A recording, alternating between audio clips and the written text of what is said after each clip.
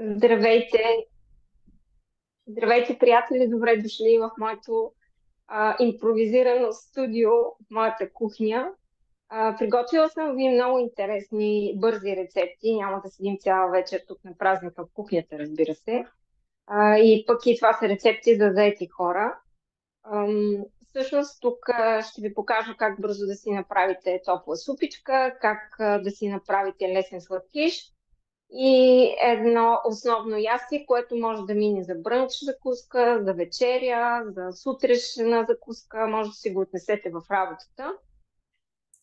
Така да започваме, тъй като обикновено се започва, когато, нали, това е и моят съвет, когато имате няколко неща, които трябва да направите в вашето меню, най-напред се започва от това, което отнема най-дълго време и което всъщност му трябва по-дълго време.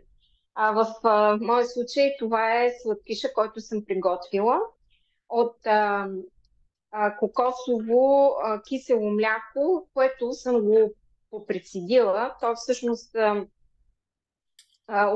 от обяд. Всъщност аз съм си приготвила няколко неща, за да станат по-бързо рецептите, като предварителна подготовка, но киселото мляко съм го поизцедила и то прилича като на една сметана. А, този сладкиш е защо е бърз, прави се с пресни плодове, ядки и тази сметана и се оставя в фризера да стегне. Да започваме. Поставям в един съд с хартия от тази сметана. Мисля, виждали сте добре? Вижда се, да, всичко е наред. Добре.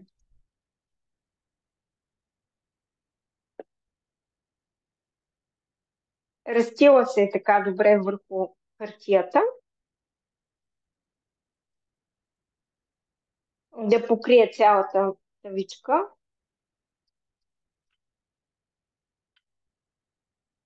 А, тъй като аз съм свикнала да сладостта да е само от плодовете, но за вас, ако в началото започвате да се храните по този начин и се изисква малко подслаждане, може да му сложите на това кисело мляко, всъщност тази сметана, която е, нали, растителна, да я объркате с еритритол или с стевия, някакъв друг подсладител, може сироп от форми, ако нямате проблеми с нивата на кръвната захар. А, тук другите плодове, които съм приготвила, това са по-наситно нарязани ягоди и боровинки и ги изсипваме така върху тази сметана.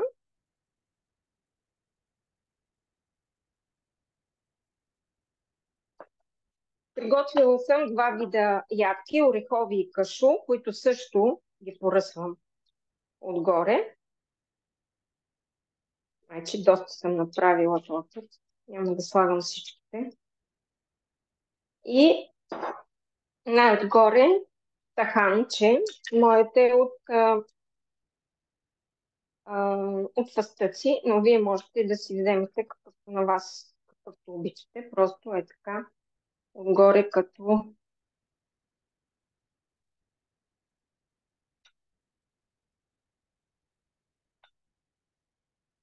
така. Я ще ви покажа как изглежда. Ето така изглежда. Вижда ли се добре? Да, И вижда. това нещо, и това нещо го слагам в фризера да стегне.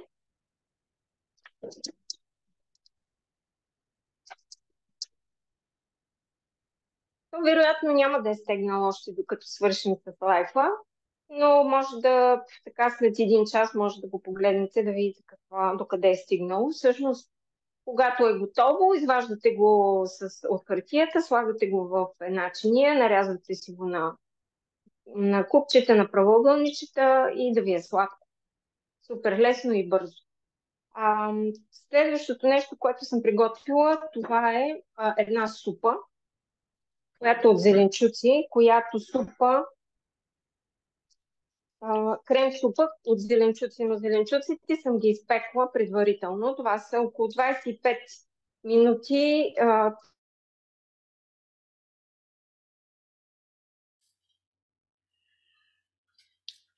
При Марая явно нещо интернета има проблем. Съм.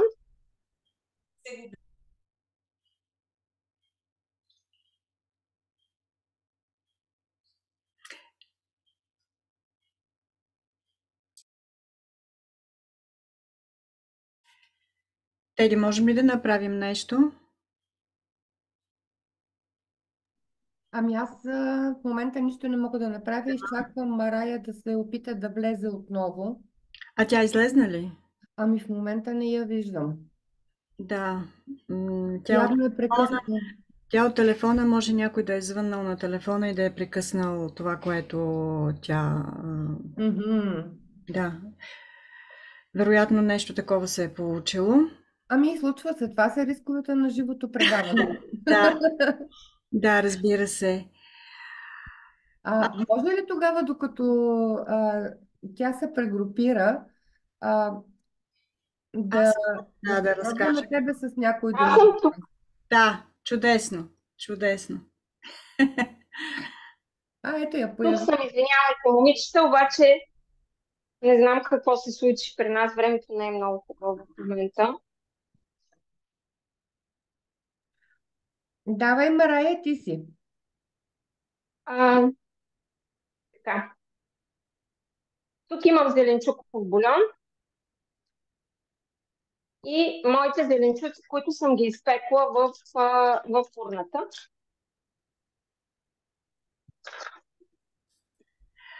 Прекъсна предаването и всъщност не се разбра какво точно си изпекла, просто почти нищо не се чу. И, изпекла съм зеленчуци, които са сладък картоф, тиквичка, морков, червена чушка и прас лук, които са изпечени в фурната за около 20-25 минути. Сега ще ги пасираме и ще направим една чудесна супа.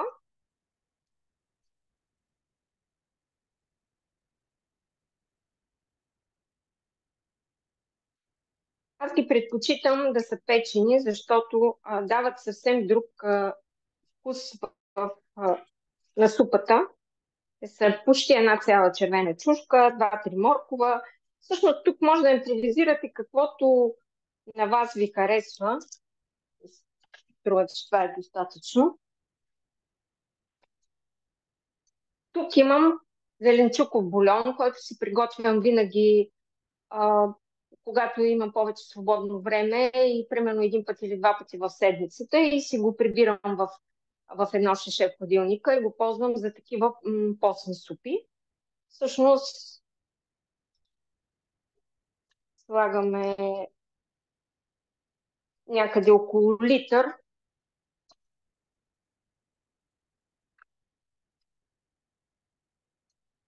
Накиснала съм кашу.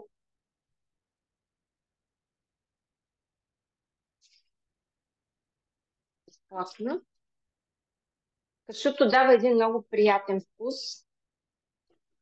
на самата супа. Пък и е полезна мазнина, много малко сол. Моята е едра, не успях да я смеля. Морска сол. И така, може би съвсем малко зехтинче.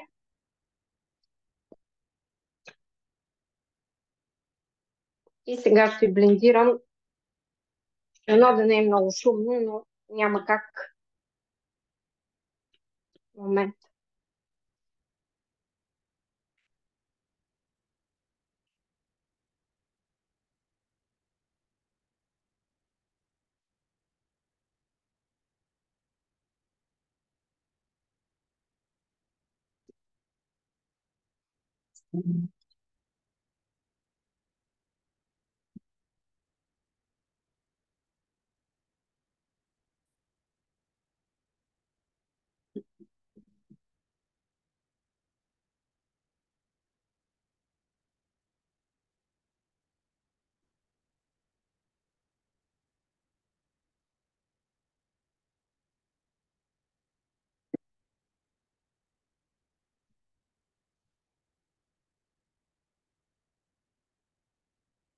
Ами, тя е готова.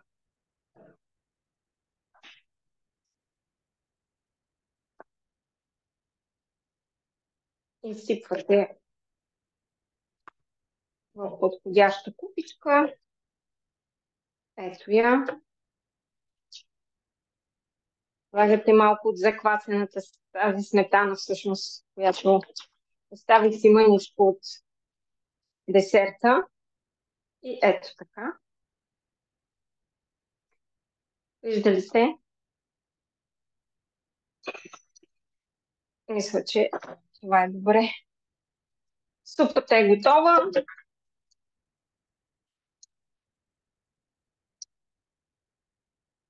Аз също обичам малко лютичко и съм си направила тук люти чушки с зехтин, малко тафинов лист и си слагаме така отгоре. Супата стана прекрасна. А, сега, другото последно нещо, което трябва да ви покажа, това е една брънч закуска. Прави се с, казва се в Испания тортия де авена, т.е. с тортия от лесени ядки, която е тази, с нисък гликемичен индекс, няма глутен, всичко е съвсем здравословно. И тук ще направим омлет, ще разбием две яйца.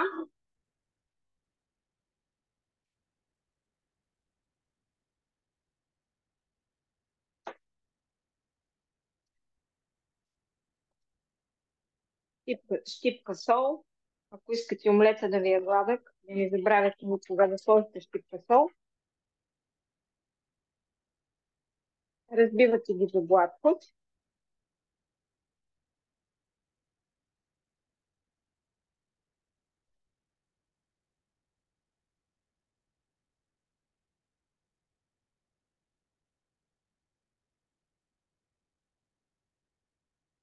Това сме, момент само.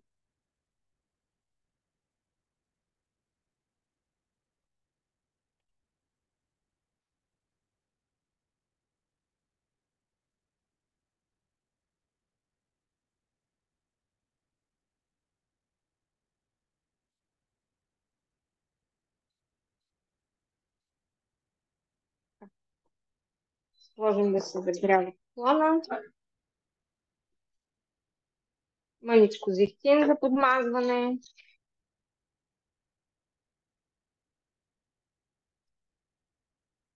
Просто намазваме тигана. Не с много мазнина, разбира се. Още мъничко две минутки да се загрее добре.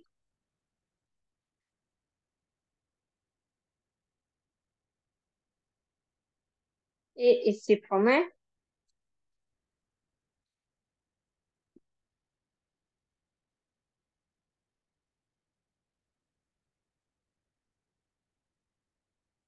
Докато чакаме яйчицата просто да хванат така леко, да започват да хващат като коричка, като да стават така да се изпичат, тогава слагаме тортията отгоре върху тях. Но за сега чаквам още мъничко да се готови яйчицата, за да могат да се обърнат наобратно, когато обърнем тортията наобратно. Вече върху изпечените яйчица отгоре може да си сложите каквото на вас ви харесва. Аз съм приготвила да сложа половина авокадо, малко бейби зелени, както аз казвам, от всякакви рукола и спанак, ето тук и други пресни такива салатки. И ще сложа едно парченце от рибатон. Така съм решила днес. Сега, още малко ще трябва тук. Може би крайчето. Не повече от половин лъжичка. Не трябва да се прекалява с мазнината, разбира се, тя е само за подмазване. Използвам винаги зехтин екстра върджин или екстра вирхен. на испански. Още малко. Просто за да може да се отлепи омлета. Затова използвайте. Ето сега яйчицата вече са хванали като коричка. Слагаме отгоре тортията. И много внимателно с една шпатула обръщаме. И тортията остана отдолу, пък яйчицата са отгоре. Сега трябва тя да се запече и докато тя се запече, аз ще си нарежа половина авокадо. Даже половина е много.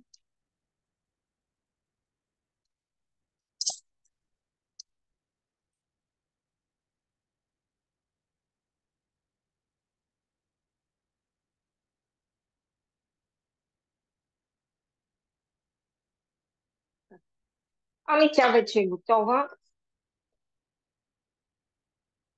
Аз се взимам и я примествам ето тук. Спирам си котлона, за да ви покажа как ще я забия. Слагаме си малко зеленики. Че аз съм си харесала един рибатон, се казва, в смисъл една от буркан рибатон, защото е чист, хубав протеин е.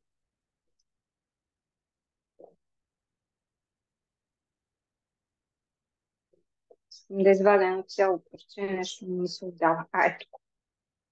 Така. И всъщност това е нашата тортия. Може би малко сол. Авокадо, рибатон, зеленчуци и ето я, вуала, нашата тортия. Всъщност това са 3 много бързи рецепти, които можете да ги направите. Сега ще нареждам между другото.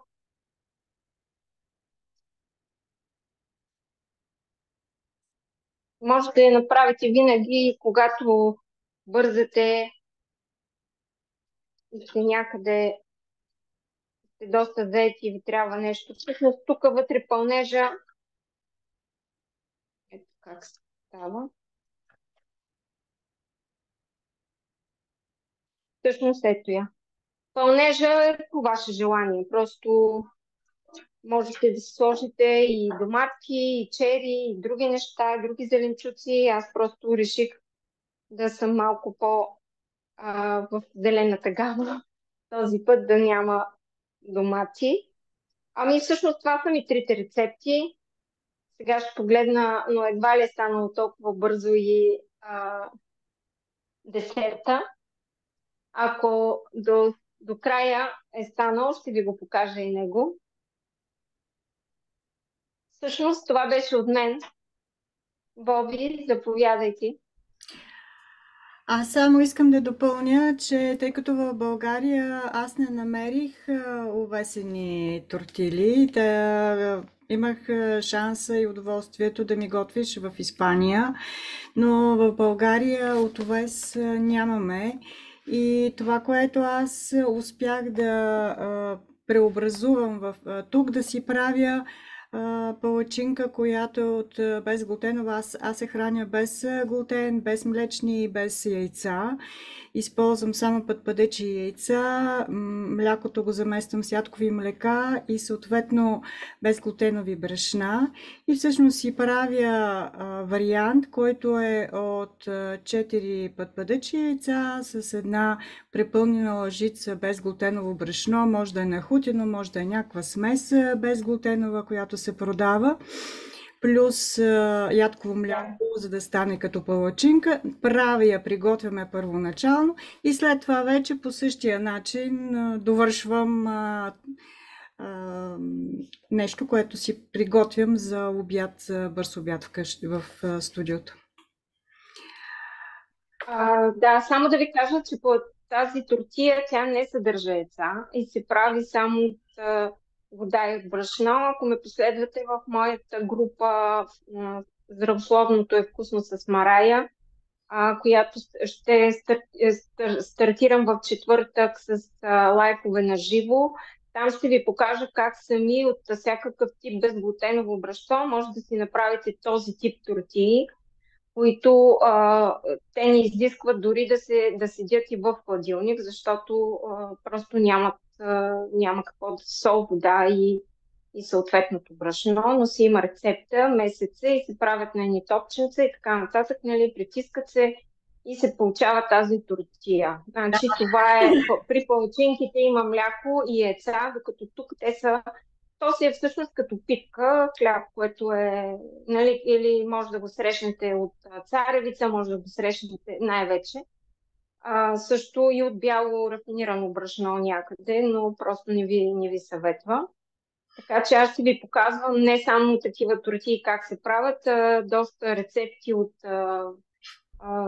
кухнята от испанска кухня, от колумбийска, мексиканска и така, но всичко пречупено през това да няма глутен, да няма млечни от животински происход. Така че Ние просто мисля, че стигнахме до там и от това да ме научиш. Нямахме време за всичко. да, така е. То просто не знаехме кое аз не знаех наистина кое е по-напред. Да ти покажа самото място, където сме или да ти показвам рецепти. Така че, Никита, това е сега от мен. Благодаря ти. Доста така сетива включи. Вече сигурно на всички са ни пълни устата с слюнка от това, което приготви. Тази вечер аз искам да поговорим за това, че искаме да направим промяна, искаме да минем към такъв начин на готвене, искаме да минем към повече да си почиваме, да включим женската енергия, да се грижим за себе си, да правим упражнения, съответно да имаме възможност и да сме спокойни, да раздаваме доброта, любов около себе си, но много често всъщност се оказва, че нямаме ресурс за това. И е важно да имаме знания и умения как да придобием този ресурс. Как да разберем, че нещо не ни е наред. Това много лесно може да стане по няколко признака нашето тяло ни говори. Първото нещо, което трябва да видим и да изследваме, за да видим дали имаме достатъчно ресурс, е нашия сън. Съня може да е нарушен, може да не можем да заспиваме, може да заспиваме, но след това да се будим, да имаме неспокоен сън с много сънища.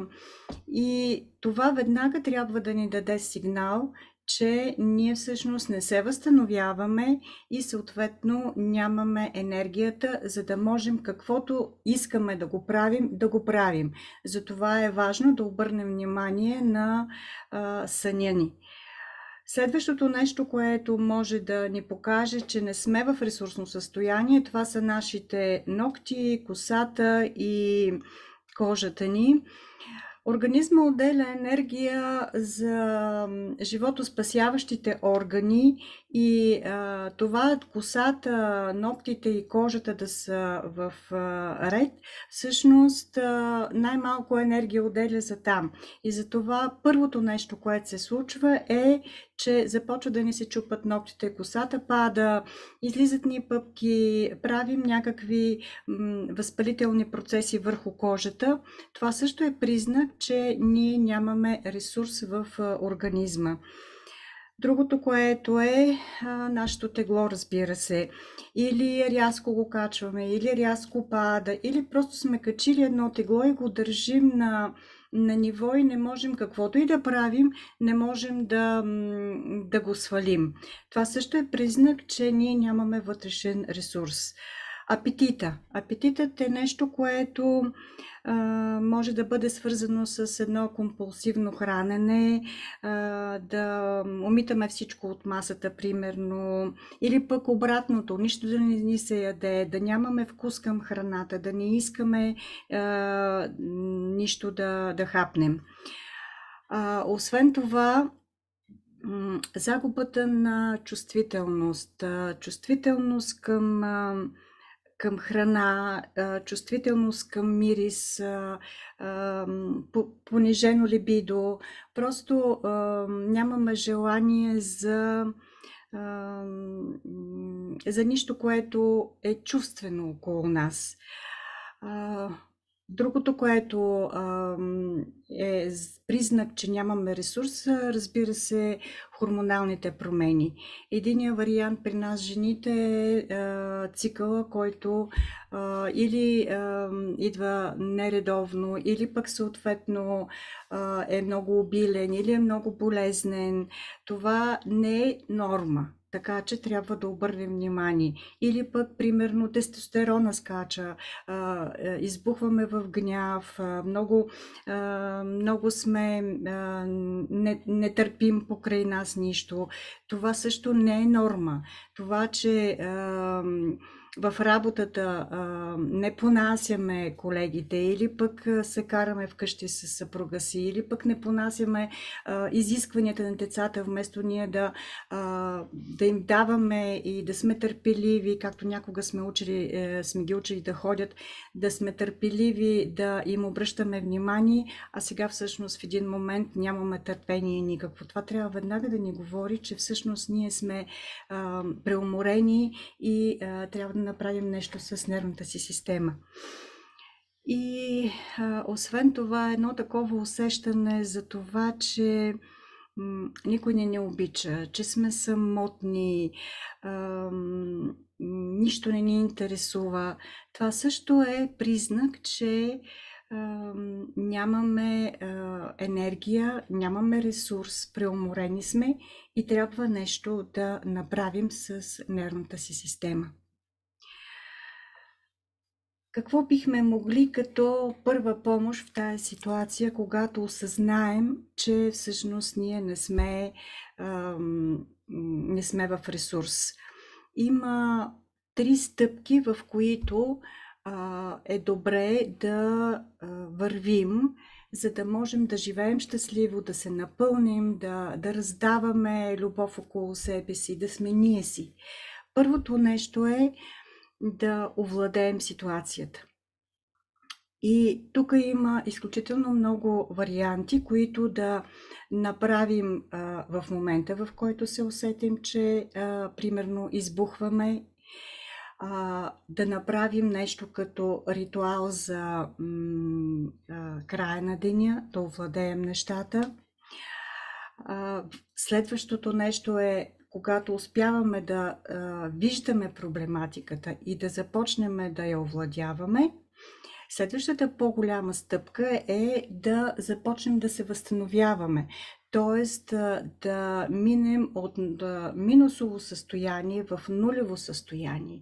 И след това, следващата вече по-висша стъпка е едно дългосрочно управление на емоциите ни, на стреса, който е около нас, което да ни докара в едно повишено ресурсно състояние. Това, което искам днес да направим и като практика, се отнася към овладяването, към първия етап, да овладеем емоцията на момента. Разбира се, всички вие знаете, аз съм убедена, повечето от вас ходят на йога, имат познания в тази област. И първото нещо е дишането.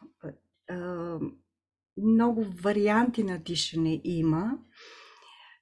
но бих искала да споделя днес с вас варианта, който се нарича 4-7-8. Тоест, вдишваме през носа броейки 4, стоим без да дишаме броейки до 7 и издишаме през устата обаче на 8. Този вариант на дишане веднага ни дава фокус в себе си и успокоява ни, дава ни възможност за едно умиротворяване, за една дълбока релаксация и за концентрация на вниманието. Така че, ако искате, повтаряйте с мене. Значи, дишваме 2, 3, 4, стоим 1, 2, 3, 4, 5, 6, 7 и издишваме през устата 1, 2, 3, 4, 5, 6, 7, 8. Това всъщност представлява едно дълбоко дишане, което обикновено може да бъде използвано за подготовка за по-нататъчни практики, които бихме искали да правим. Примерно, ако сядаме да медитираме, да правим някаква различна практика, това дишане е една прекрасна подготовка за това да успокоим нервната система, да влезем в себе си и съответно след това следващата практика да бъде много по-успешна.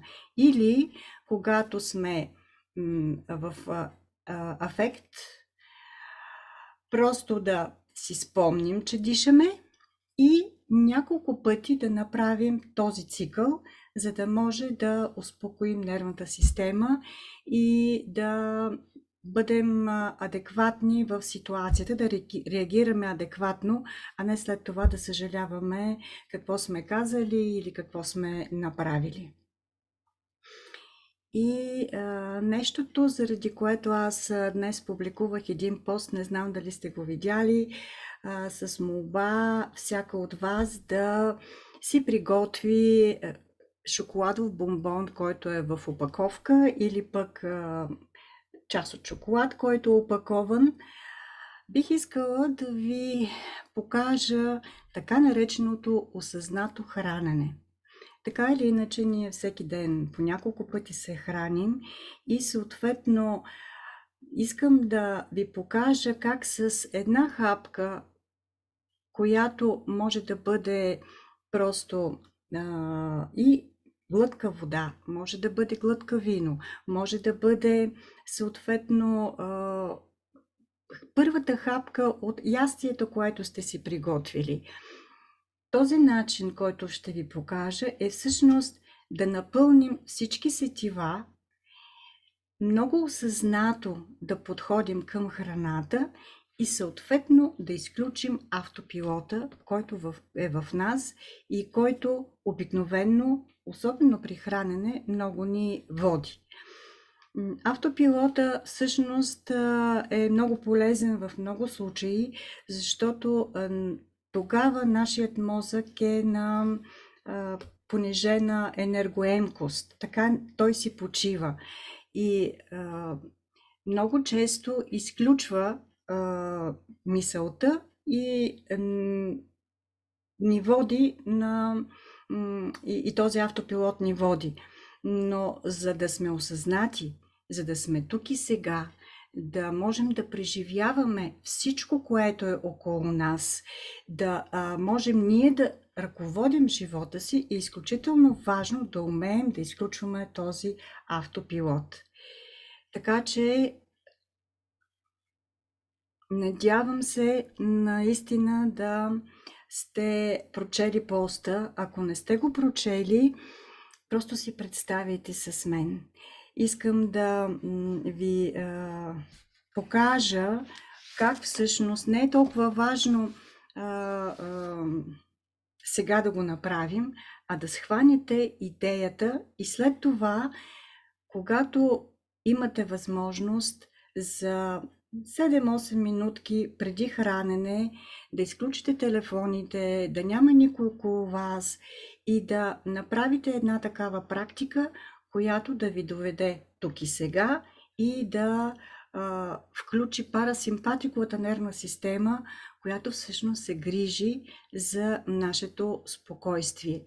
Изработването на един такъв навик е много важно, за да може постепенно ние да овладеем живота си, да го управляваме и да сме си ние, а не да бъдем водени от подсъзнателни програми, които имаме, или от различни наработени програми, които много често ни управляват. Този начин на медитация първо е създаден от Джон Кабат-Зин, който е създателя на Mindfulness, и той предлага една такава медитация с тафида. Но малко по-късно в книгата си "Осъзнатост" на Марк Уилямс предлага тази практика да бъде направена с шоколад, и на мен изключително много ми допада, защото аз съм убедена, че всички харесваме шоколад, и това е един много вкусен и много лесен начин да се върнем тук и сега. Просто цялото внимание трябва да бъде в този момент, нищо друго да не ни отвлича, и е хубаво след това да сме си приготвили лист и хартия и да си запишем усещанията, да си запишем емоциите, мислите, които са минавали по време на тази медитация през нас. Така ние придобиваме навика да изучаваме себе си. Така че, момичета, аз ще помоля Теди да пусне на екрана една картина, да не ме виждате, да не се разсейвате. И ако нямате наистина шоколад в себе си, просто си представяйте. Първо вземете шоколада и го разгледайте. Нека си представим, че никога не сме виждали шоколад. Идваме от непознато племе или даже от друга планета. Как изглежда шоколада? Каква форма има? Тежи ли? Завъртете го, огледайте го. Какъв цвят е обвивката? Пише ли нещо върху нея? Хвърля ли сянка върху ръката ви? Погледнете го възможно най-внимателно. Нека погледът ви изследва всяка негова част. Погледнете ръбовете, вдлъбнатините, как пада светлината върху хартията. Тънък или плътен е? Какво чувствате, като го гледате? Сега отвийте шоколада. Чуйте шума на хартията. Какъв цвят е шоколада? Виждат ли се ядки или други частички в него? Каква е текстурата на шоколада? Твърд ли е или леко се разтапя? Гладък ли е или порест? Сега го приближете до носа. Какво забелязвате при всяко вдишване? Има ли миризма? Нека цялото си внимание да насочите натам. Ако няма миризма или е много слаба, обърнете внимание и на това. Доближете го до носа и вдишайте миризмата отново. Вероятно първият дъх е най-силен и най-ярък. Другите може би не са толкова ярки, но има повече нюанси и дълбочина. Почувствайте я. Навява ли ви някакви спомени? Правите ли някакви асоциации? Имате ли някакви физически усещания? Пристъп на глад или изпълване на устата със слюнка? Изпитвате ли някакви емоции? Очакване, радост? И сега вече леко отхапете от шоколада. Малка хапчица. Бавно. Оставете парченцето на върха на езика си. Не правете нищо. Опитайте се да усетите тежестта на парченцето върху езика, неговата форма и текстура. Обърнете внимание, че докато е сухо и не е започнало да се топи, няма особен вкус, не се усеща. И постепенно започва да се топи и устата ви се напълва със слюнка. Иска ви се да притиснете парченцето към непцето си, за да го разтворите бързо и да усетите по-добре вкуса. Направете го. Езикът има вкусови зони. Усещаме сладко с върха на езика, кисело отстрани, горчиво близо до корена на езика. Вкусваме солено почти с целия език. Опитайте се да определите какъв вкус има и къде го усещате. Има над 300 различни вкуса шоколад и може да се научим да различаваме поне някои, а не само сладък и горчив. И сега не бързайте да отхапете следващото парченце в устата си. Поседете малко с затворени очи и усетете после вкуса. Може да ви се прииска да измиете с вода този сладък вкус. Направете го, ако искате, но също много бавно. Сега повторете процеса с следващото парченце шоколад. Какво усещате?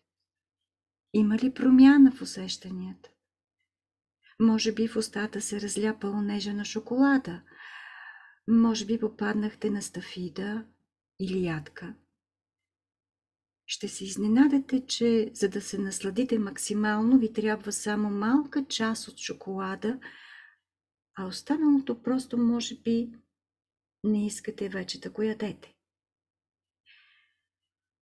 Какви мисли ви се въртят в главата? Гледайте ги отстрани сякаш. Сега, когато сте забелязали всички усещания, вече може да ги запишете. И дори да ни е трудно да наречем шоколада най-здравословната храна, ползата от тази медитация значително надвишава вредата от захарта.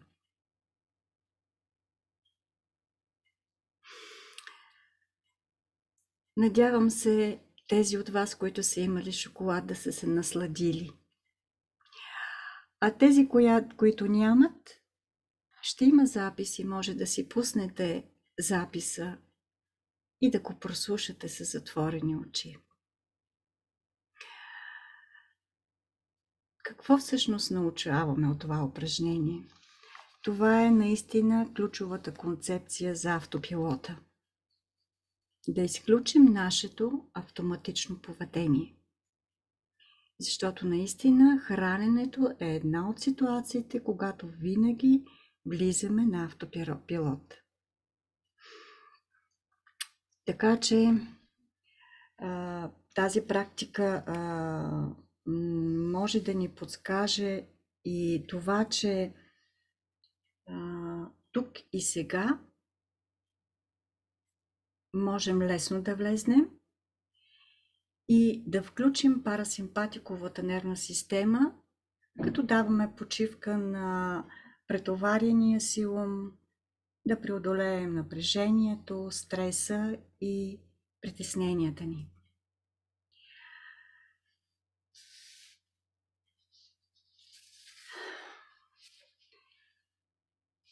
Може да бъде направена с, както казах, без значение с каква хапка. Важното е да видим, да помиришим, да усетим на допир, да чуем и да вкусим хапката. Да включим всички сетива и по този начин да се върнем тук и сега. Такъв тип практики съм приготвила за нашия ретрит, който с Марая готвим. Може би някой от вас знаят, аз станах тренер по mindfulness и това ми дава много знания и тъй като много време аз съм правила медитации от цигун практиките, медитирала съм и когато бях в Индия. Всички тези практики всъщност имат лек религиозен оттенък, нали, молитви, мантри и така нататък. Mindfulness е изчистен от всякакви религиозни уклони и всъщност е направен така, че да помага при хронични заболявания. Основателя на Mindfulness е лекар, който е практикувал много дълго медитация и всъщност започнали са в Масачузетския университет да правят изследвания как тези медитативни практики да бъдат включени най-напред при хронични заболявания. И вече има над 250 центъра в света, в които се лекува по този начин. Лекуват се неврологични заболявания, лекуват се и много сериозни здравословни проблеми. И това ще бъде част от програмата, която готвим с Марая.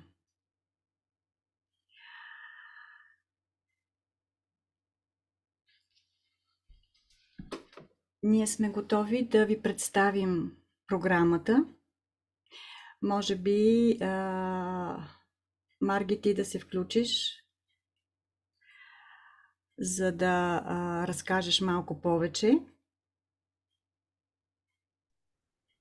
Здравей, толкова хубаво говориш, че просто направо така ме отпусна след този напрегнат ден и след това жестоко сващане, което едва ако бях, не съм много адекватна. Ами, мили хора, какво да ви кажа за програмата? Повечето неща са изключително така, интересни, приятни. А, стъпка по стъпка да говоря по програмата или отчасти да кажа някои неща. Ами, Какво? ами да, просто разкажи, Да. разкажи какво сме измислили, значи кога ще бъде от 12 до 19. От 12 до 19 октомври.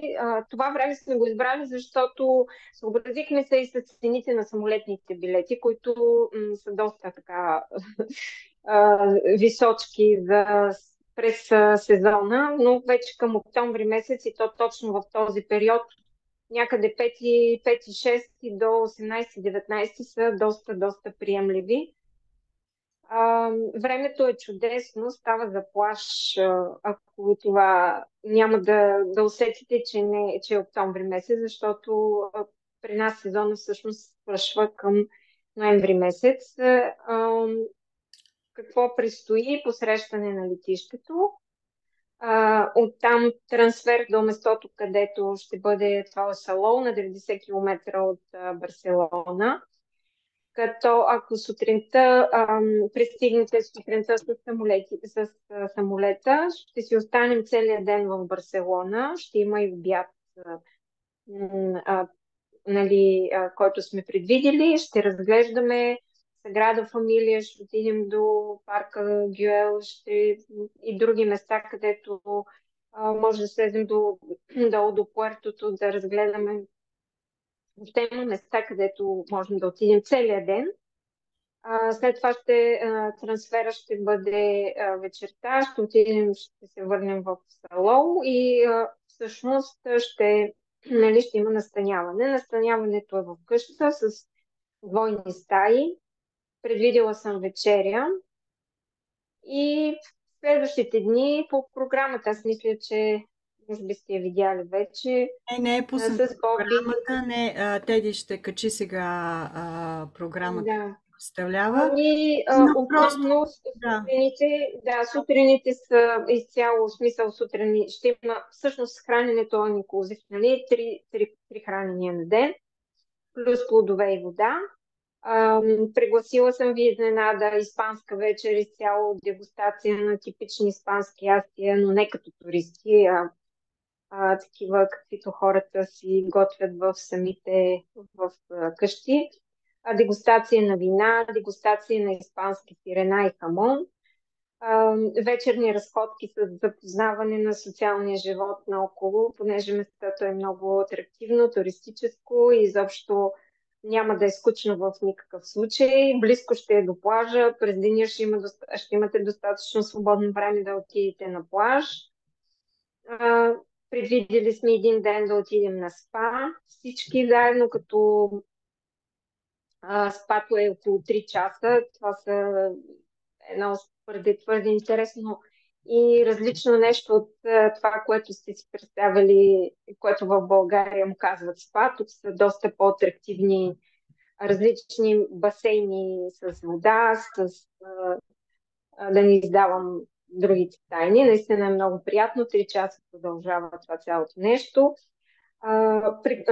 Пригласили сме също 2 такива екскурзии локални, които са в близост до селцето, където ние живеем, с исторически обекти. Единият от които е родното място на Гауди. Там има музей, който направиха много дигитален, много интересен музей, който също можем да посетим. Изобщо аз съм ви пригласила 2 дена курс по здравословно хранене без захар, без глутен и без лактоза, приготвянето на хляб без глутен от ядки семена и пробиотични сирена от ядки. Ще ви покажа как се прави едно такова сирене. Изобщо няма да е скучно. Вечерите са свободни, в смисъл след вечеря можем да излизаме, можем да останем в къщата, ще слушаме музика, ще се разхождаме. Има безкрайни алеи за разходки, плажове. Изобщо местото е много атрактивно. И Боби също, ти можеш да кажеш какво си Това, пригласила. което аз искам да предложа е всеки ден да играем хормоналната йога на Дина Родригес, за да можем да балансираме хормоните, да вдигнем нашата женска енергия. Разбира се, вие знаете моята тема за гърдите. Няма да я пропуснем. Ще покажа упражнение и самомасаж, вече индивидуално на всяка дама, спрямо нейните възможности и спрямо това, което тя би обичала като упражнение, да го като тренер все едно, не все едно, като тренер, просто да отработим на всяка една от дамите какво всъщност наистина тя ще прави. Не, бих могла някой път и така нататък, а всъщност наистина с всяка от дамите да измислим комплекс от упражнения или от танци, или каквото на нея е приятно за раздвижване, както видяхте миналия път, на мускулите, които са на гръдния кош, на рамената и съответно за всяка дама спрямо нейната физика как е най-удобно да си прави самомасаж, за да покажа да не се притесняват сила на натиска, докъде ще се стига движението и така нататък. И това, което днес ви представих, е една мъничка част от антистрес програмите. Това, което съм приготвила, са тестове, как да определяме състоянията си и съответно след това наработване на навици, как да реагираме в спешни ситуации. Ще поговорим всяка от нас какво би могла в нейното ежедневие да включи. Тоест, пак бих включила това, че съм тренер по холистично здраве и да помогна на всяка една от дамите, които е там, да измисли специално за нея практика, която тя действително би могла да включи в ежедневието си, а не просто да изнесем една лекция, която е пожелателна и съответно след това никой няма да я прилага. Идеята е всичко, което правим, да бъде насочено наистина към едно здравословно хранене, здравословен начин на живот и приложим в нашето забързано ежедневие. А не просто да си говорим различни красиви и много възвишени неща, но след това нищо да не прилагаме. Такава ни е идеята, да сме много практични и да дадем всичко това, което всяка от нас би наистина включила в ежедневието си. Имаме време за 7 дни да отделим внимание на всички дами. Затова групата смятаме, че определили сме 12 човека, плюс-минус 2, да речем, най-много, за да можем действително да сме адекватни. Аз виждам, че има въпроси. Да, има въпроси. Искате ли да довършите с представянето на нещата преди въпросите или сега да ги подадем? Ами дай да видим въпросите, да отговорим. Добре. Значи ще започна първо тогава с въпрос към Марая. Евгения казва: рязко огладнях от тези прекрасни рецепти. Благодаря, Марая. Как в движение влагаш в рецептите достатъчно протеини? В супата и десерта те са в минимални количества. Наблюдението ми е, че се чувствам най-сита и спокойна, когато на всяко ядене съотношението на протеините и въглехидратите е подходящо, но се затруднявам да го реализирам, особено без животински протеини. Таханите са прекрасни, но там пък нивото на мазнините е много високо, ако са в количества достатъчни за протеините. Да. Ами аз не знам дамата какво се притеснява. Това всъщност ви е едно хранене, което аз показах. В зависимост от това, вие нали, какви килограми имате, това и горе-долу е 0,8 минимално количество до 1 грам, зависи колко сте физически активна, протеин на килограм тегло. Но това е, примерно, ако сте 60 кг, това е 60 грама протеин, но това е 60 грама протеин, който трябва да изядете за целия ден. А всъщност това беше едно меню за, да кажем, за вечеря, за обяд. Така че тук в тортията има 2 яйца, които са с грамаж около 100 грама, те са средна големина. В 100 грама яйца има около 13 грама протеин, или това ви е около 30% от дневната доза за деня протеин. Примерно само от яйцата. Аз поставих също някъде около 30-40 грама риба тон, всъщност тук се казва Бонято де Норте, то е малко по-малка риба от рибата тон, тукашна испанска, ловете на север.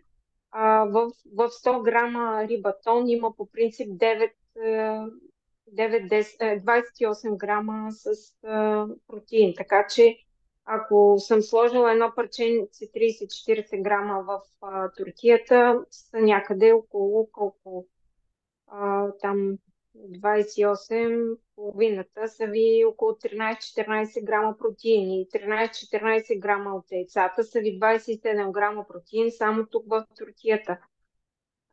В супата сложих от кашуто ядки, което всъщност нямаше 100 грама, може би накиснати са около 70-80 грама. Там също има в 100 грама кашу са 18 грама протеин, но да кажем, то пък е в цялата супа. Всъщност, цялото ви, целият прием на протеина трябва да се разпредели всъщност за целия ден, който ви е необходим. Повечето протеин, ако се взима, ако не сте активна физически, той става на мазнина. Но всъщност това е едно хранене. Ако около 30-40 грама имате близо хранене в момента с протеин, значи останалите до 60 грама, ако сте 60 кг, трябва да си ги добавите с закуската и в обяда. Така че, да, наистина таханите са доста мазни. Наистина в кашуто си калориките са доста. Нали? Около 100 грама кашу за си около 450 някъде, мисля, бяха калории са доста. Но пък за това слагаме, нали, аз казвам, че трябва да се ядат една шепа ядки за целия ден. Така че разпределено за деня ви, ако походите и на спорт или правите някаква физическа работа, разбира се, там протеина трябва да се качи малко повече. Наистина, ако не ядете протеин, наистина, ако няма достатъчно протеин в храната, си огладнява. Това е точно така. И всъщност той държи чувството за ситост идва именно от протеина, не от въглехидратите. Но специално за това тип хранене, някъде съм го съобразила, че около 30-35% от дневното количество протеин на един човек, който средна активност има, му е достатъчно да го приеме с тази рецепта. Разбира се, ако вие обичате, нали, ако ядете месо, в 100 грама пиле, знаем, че е около 27-28 грама протеин. Той също няма да ви стигне примерно с едно хранене. Трябва да ядете и други неща, освен пилето.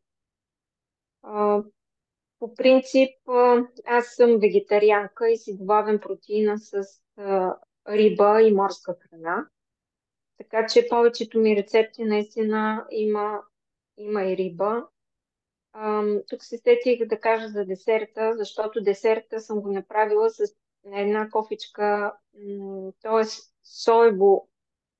В основата е соево мляко, нали, кокосово, но има и кокос и соя. И то е с доста протеин. Значи в 100 грама има 4 грама протеина. Тук аз сложих цялата кофичка в този сладкиш, който ви направих. Който, между другото, още не е стегнал, той е трябвало няколко часа. Така че там са около 20 грама, но това е в целия сладкиш. Разбира се, ви трябва да се изяде едно парченце.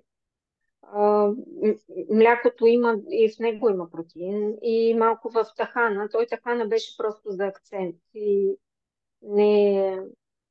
тоест ние не можем да очакваме от едно нещо, което трябва да изядем и да си добавим целият протеин за деня. Нали? Затова идеята е да се храним разнообразно и всякакъв тип протеини, всякакъв тип храни. Като за да се храниш с растително хранене, наистина е проблем, защото докато едно парче месо ти дава всичките 9 аминокиселини незаменими, които не можем да си ги добавяме като организъм, трябва чрез храната, докато при едно растително хранене трябва да се комбинират зърнени, трябва да се комбинират варива, трябва да се комбинират други, нали, доста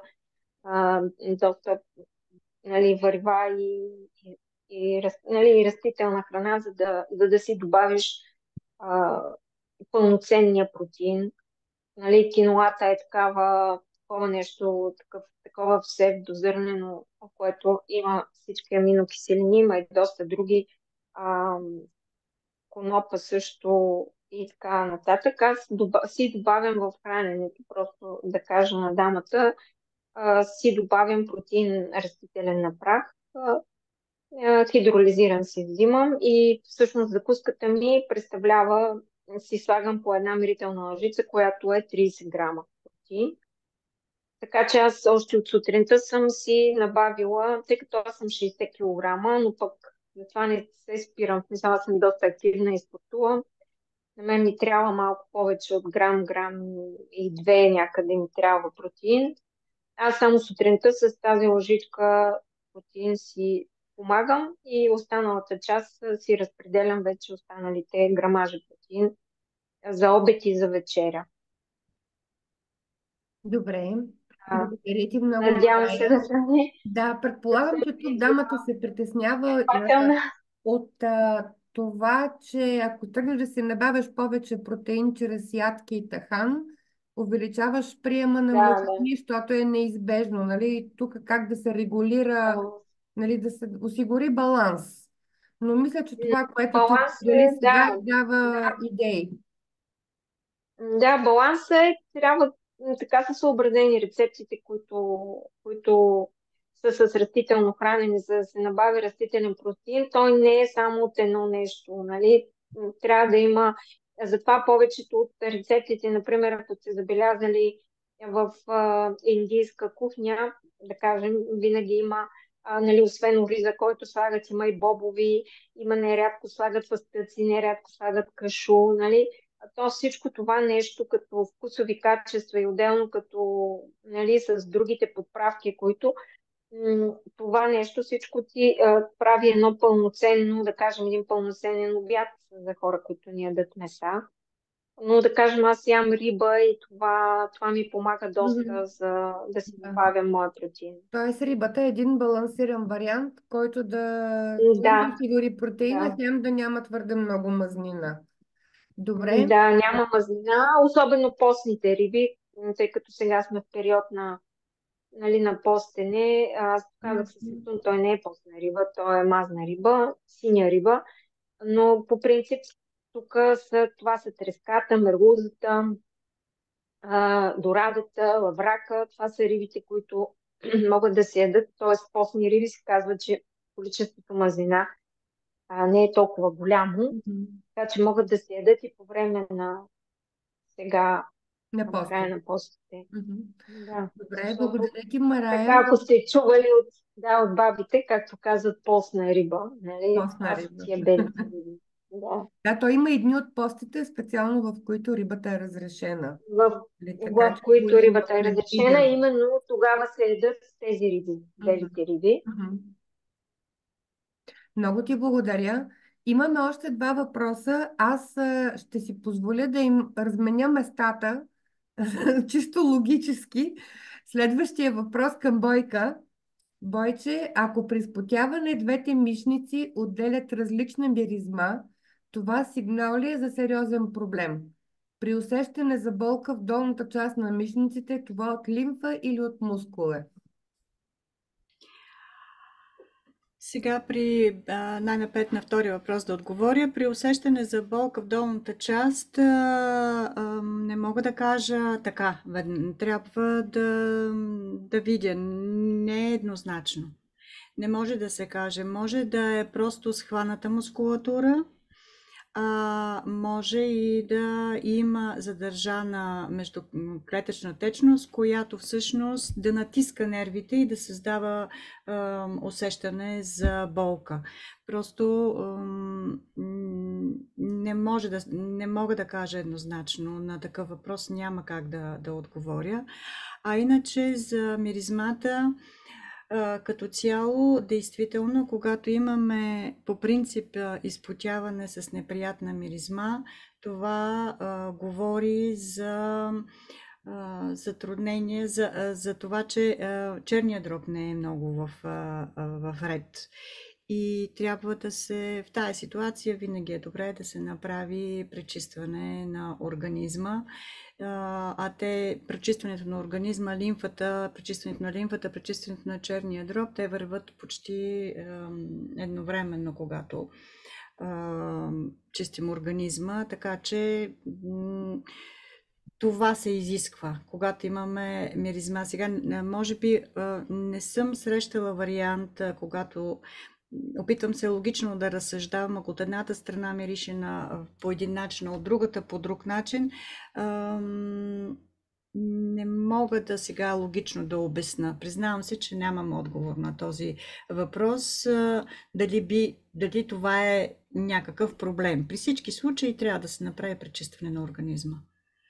Защото миризмата, тя може да е резултати от разни бактерии, които се натрупват там. Така че трябва да има при всички случаи пречистване на организма. И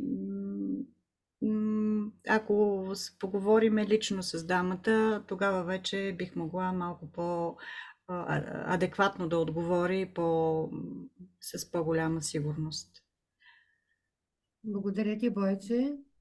Следващия въпрос така логически върви нататък. Къде трябва да се включим, за да получаваме известия за предстоящи събития? Тоест, как могат да се свържат дамите с вас и къде могат да виждат какво вие планирате от тук нататък? Значи, Теди, ако можеш да публикуваш връзка с нас, по принцип имаме във Фейсбук страници, имаме и лична страница и фирмени страници с Марая. Така че там през Фейсбук общо взето е мястото, където и двете ние публикуваме. Аз имам и TikTok, който не е разработен, но смятам, че Фейсбук страниците са нещо, което може да бъде сега и веднага да виждате, нали, на момента. Те са най-разработени. Мисля, че и на Марая Фейсбука е разработен повече, отколкото от другите и връзки. Аз мога да кажа, че във връзка с този ретрит сме си говорили да направим Facebook група, която да даваме подробна информация и какво се случва и евентуално със следващи наши, защото този ретрит няма да е само началото, нали, няма да е само той, така че ще дадем известия в всяка една от нашите. Аз също имам група, която е пък за здравословно хранене, но при всички случаи спрямо женското здраве ще си направим такава група, където ще има информация за всичко, което се случва. В момента, в който, нали, вече уточниме групата, ще направим и Фейсбук група и там ще комуникираме и ще поддържаме връзка с всички да дойдат с нас, да. Но иначе това, което ние двете правим на нашите страници във Фейсбук, може да ни откриете какво правим. Аз имам и сайт kalamiabg.com, който всъщност там имам различни събития, също показвам. Аз сега се опитвам да покажа на дамите вашите страници във Фейсбук. Така че да мога да Това е моята страница с днешния пост.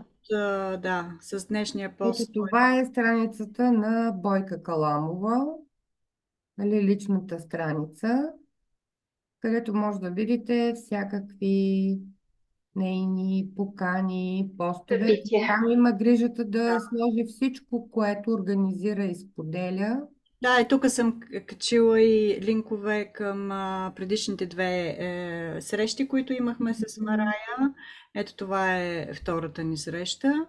Да, тук са и записите, могат да се видят. Записите могат да се гледат, от тук. Другото, което съм приготвила, ето това е Каламия БГ. Това е фирмената ми страница, да. Извинявам се, че се появява някакъв чат, който не му е мястото да се вижда. Така. Това е по-скоро, да, това ми е професионалната страница. Професионалната страница, да. Да, но общо взето и на двете места публикувам, така че Мгм. Ето това е твоя сайт, в който дамите могат да намерят много информация и където могат да си купят от качените от теб продукти, програми, ще видят цени, отзиви, всичко необходимо. Аз всъщност, като показвах ето това, информацията, която сте подготвили за ретрита, това е страница директно от твоя сайт, Бойче, от да, Паламия. това, което всъщност сме качили на сайта е линк за включване в ретрита, като сме описали и какво представлява самия ретрит. Да, по-скоро може би да кажем сега и какво сме решили за цената. В момента това, което искаме да направим, е да съберем, да съберем група възможно по-бързо, за да можем да капарираме къща в Салоу. И това, което сме дали като цена е капарото, което в момента да съберем, за да можем да капарираме къщата, а след това вече при самото отиване в село с другите средства там на място ще бъдат дадени. Да показвам ли до края? Да, всъщност И описанието на програмата. Може да покажеш офертата. Просто показвам цялата страница. Вие ме насочвайте, ако трябва да увелича нещо, за да се вижда по-добре. Ами да, може би цените да увеличиш. Да. Всъщност до 30 срока за записване е до 30 април. Да ни кажете защо до 30 април? Защото трябва първо Срока е да се организираме и с купуване, нали, смисъл клиент, момичета да се организират и купуване на самолетни билети, защото капариране на къщата, която искаме да вземем, и освен това избрали сме този период, защото тогава цените на самолетните билети са по-нормални и за да не се забавим и те да скочат цените на самолетните билети, реално трябва възможно по-бързо да направим група. Понеже сте написали, че цената не включва самолетните билети, означава ли това, че ние трябва сами да се организираме за полетите? Да, точно така, но пък получавате застраховка за целия, най-важното, което трябваше да кажа, застраховка получавате за целия престой в Испания. Вие ни поемате от летището и ни дундурката, докато дойде време да си ходим. Точно така.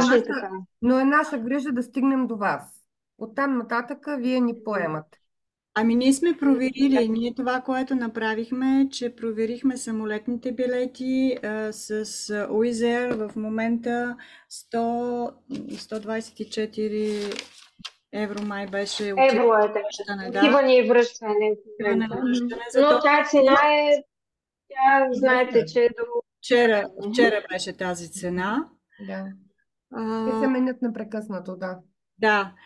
Идеята е, ако има възможност, да съберем група до 1 април и тогава цената действително да бъде, да можем всички. Има места за този полет, който е рано сутринта в 6:30 от София. Пристигайки към 9 часа в Испания, ще имаме възможност да разгледаме Барселона, преди да отидем на морето, т.е. в село, защото и Барселона е на море, да. Така че с бобите ще бъдат с момичетата. Разбира се, да, ще бъдат с тях. Да, идеята е, в момента. Пък аз ще ви посрещна и ще ви разведа. все пак да се съберем, за да сме в един полет, но всяка от нас да трябва самостоятелно да си вземе билет. Но е хубаво, нали, горе-долу, синхронично да вземем билети, за да сме с един полет. Ако някой закъснее, просто ще дойде по-късно или отиде по-рано, трябва някъде да преспи в Барселона или вече там, за да можем да пътуваме след това с Марая, с нейния транспорт на дата. Добре, виждам, че имате няколко цени. Цената е 1250 евро е за ретрита, с капър от 300 За тези дами, които Да. избързат и платят капарото до 1 април, цената ще бъде Цената на 1050 евро. Това ще даде възможност много бързо да реагираме и да вземем къща, която е възможно по-ниска цената. Окей, добре. Чудесно. Нещо Защото идеята е да сме заедно и всъщност през цялото време, и когато се правят и курсовете за готвене, всъщност ние сме заедно и всичките мероприятия ги правим заедно. Много като енергия се получава много хубаво. Изобщо така да си дигнем и самите женската енергия и преживяванията се с една такава женска компания и Мара има опит, тя е посрещала вече групи, много групи е посрещала, така че го отработила и... Една дума няма да ви е скучно, момичета, да знаете, но просто нямаше как да го напиша, че ще ви водя насам. Доста бързо ще ви се водя. организирахте, за да може да ни подготвите тези неща. Аз като човек, който организира подобни неща, поздравявам ви, наистина бяхте много експедитивни. Имаме още един въпрос. Може ли още веднъж точните дати? 12 октомври тръгване. Предлагаме да се организираме възможно за полета, който е 6:30 сутринта от София на 12 и съответно обратно на 19. Полетът също е сутрешен, така че на 19, поне такава в момента е идея. Значи връщане. 12-19 октомври. 7 дена. Тръгваме в събота и се връщаме в събота. Това, което искам да кажа само на участниците в тази вечер е, че аз ви показвам сайта Каламия БГ в реално време и това всичко вече е активно, действащо на сайта и това е мястото, на което можете да платите капарото. Аз сега в чата ще пусна линка, така че да може да го отворите на своите компютри или на телефоните, както намерите за добре. Но ето тук имате директно възможността да направите заявката. Това за което може би е хубаво да насочим хората, защото за да имате връзка с тях и да се получи тази стройна организация, за която вие говорите, защото доста неща сте предвидили, ще ви трябват контактите на хората. Т.е. тук целта не е просто да съберем едни пари. Как могат да си изпратят данните към вас? В момента, в който се направи плащането, аз получавам на моята поща съобщение с името и съответно с имейла на дамата, която е закупила. Днес не сме поставили, има още една възможност за плащане, това е чрез карта. Ще поставим и фирмената сметка, просто това не го съобразих да го дам като опция на дамата, която ми поддържа сайта, но утре тя ще го допълни. Има възможност и през сметка да бъде платено. Окей. Добре. При всички случаи, ако не му е ясно, може да се свърже с вас, да го уточните, разбира се. Можете също да се свържите с мен и пуснах групата, която имам във Фейсбук. Мария, аз съм приготвила твоите страници да покажем. Извинявай, че така, да не се получи все едно, сме те забравили, напротив. Ето това е Марая и нейната страница в Фейсбук. Да покажем и...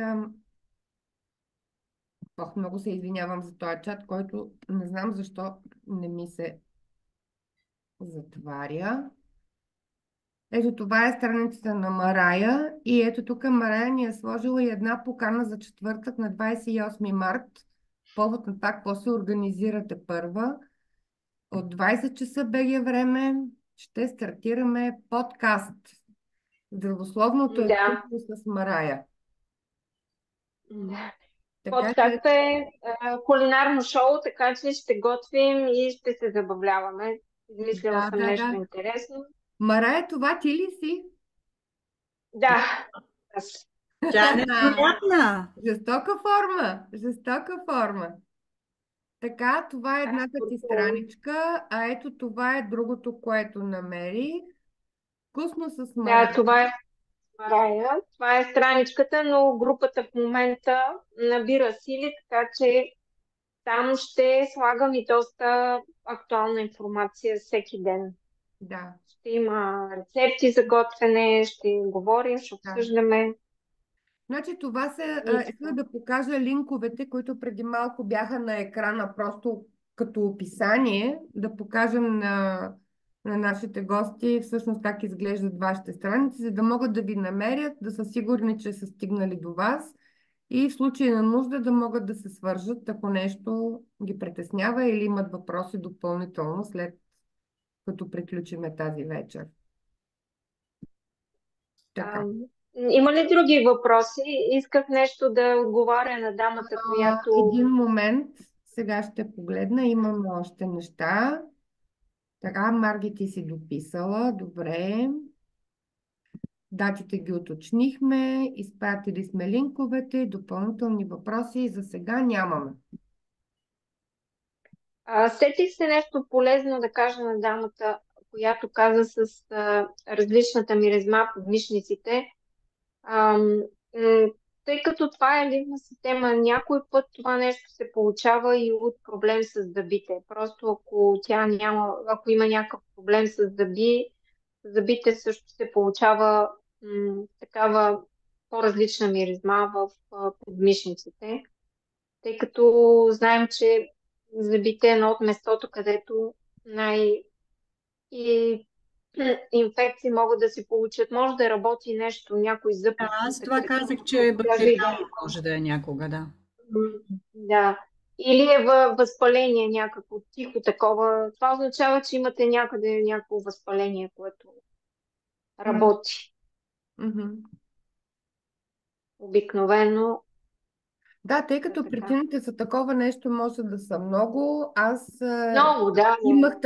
имах такива грижи, особено на възраст между 20 и 30 годишна възраст. И Да.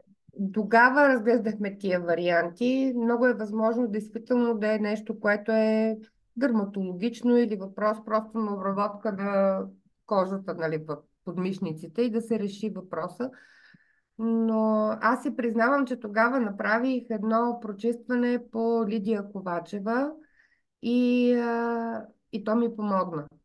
И всъщност с това прочистване приключихме с тия неприятни неща. Явно е имало тая потребност. Сега си напомних, между другото, като каза Да. Бойче за пречистването на организма като метод за справяне с...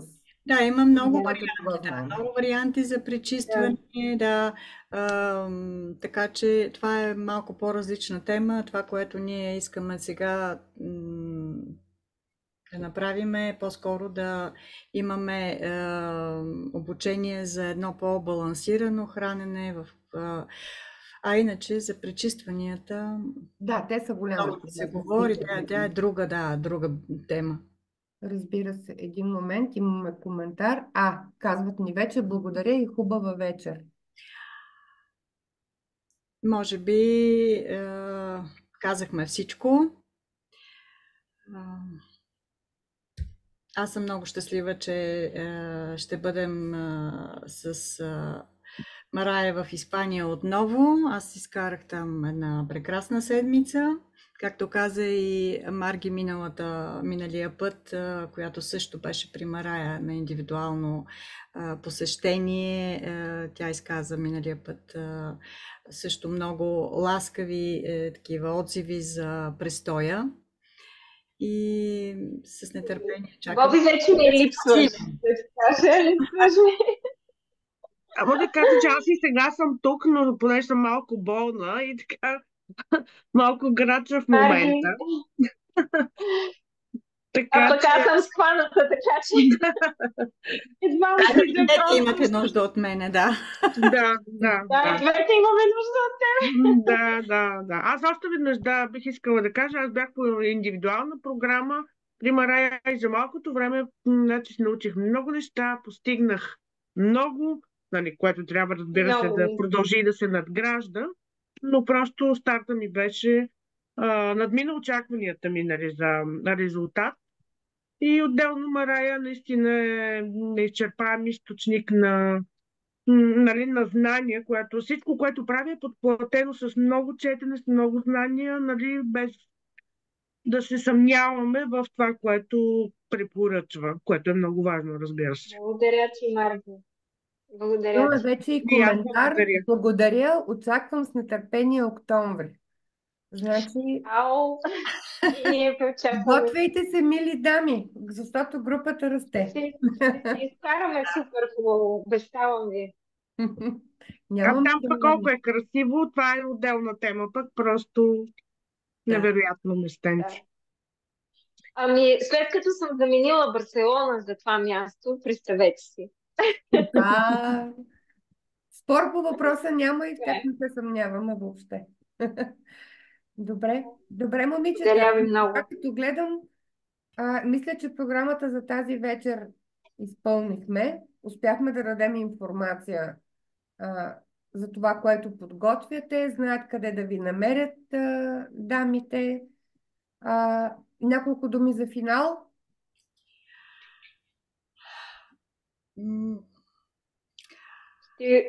Ще ги очакваме там.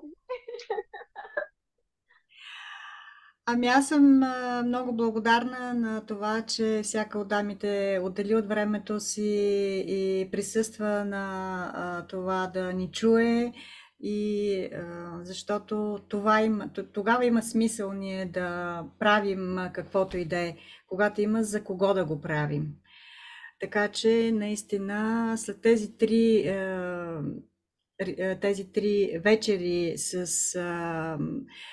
тези дами съм много изпълнена с от една страна с благодарност, от друга страна с вдъхновение, че има за кого и има смисъл всичко това, което го учим, това, което го осъзнаваме, това, което минава през нас, да го предаваме.